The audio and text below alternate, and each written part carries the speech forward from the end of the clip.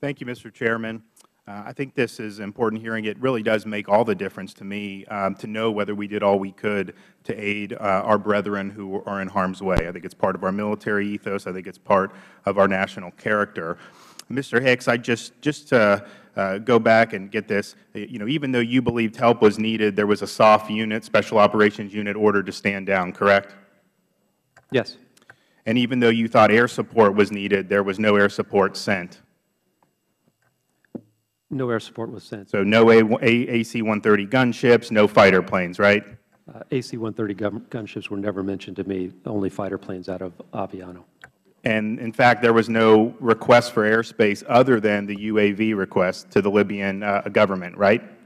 Yes, and that preceded the attack, if I'm not mistaken. So when the order to stand down was given, who issued that order? Were you told, did Lieutenant Colonel Gibson told you who was ultimately responsible for issuing that order? He did not identify the person. Okay, so you don't know if it was the combatant commander? I do not know. Or whether it was the Secretary of Defense or the President, correct? I have no idea. And have you, since this incident has happened and you've been interviewed, have you been enlightened as to who was ultimately responsible for issuing the stand-down order? I think that the right person to pose that question to is Lieutenant Colonel Gibson.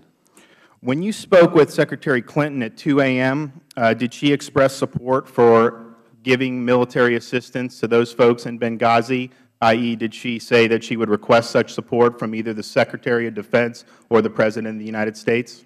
We actually didn't discuss that issue. At the time, we were focused on trying to find and hopefully rescue Ambassador Stevens. That was the primary purpose of our discussion. The secondary purpose was to talk about what we were going to do in Tripoli in order to enhance our security there. So as part of that discussion, though, you informed her that you guys in Benghazi were, in fact, under attack, correct?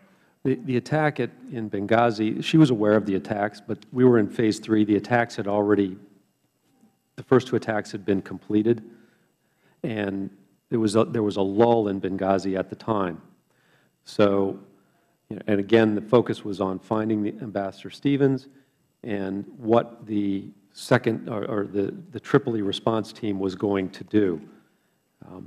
We had at that time no expectation that there would be subsequent attacks at our annex in Benghazi. So it was under you viewed it as secured at that point? No, we knew the situation was in flux. Okay. When you spoke to the President following the attack on the phone, did he say anything about deploying assets, why assets were not deployed?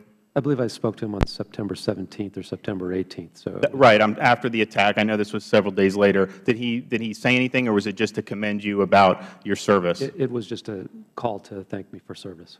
Okay. And well, praise the whole team. I appreciate that. I think that this has been a good hearing. I think that there are still questions remaining. I think we need to know who actually gave the order to stand down. I'd like to know why you've been demoted, why the Secretary's Chief of Staff called you and spoke with you the way she did. And so with that, I'll yield. Would the gentleman yield for just a moment? To the Chairman. Thank you.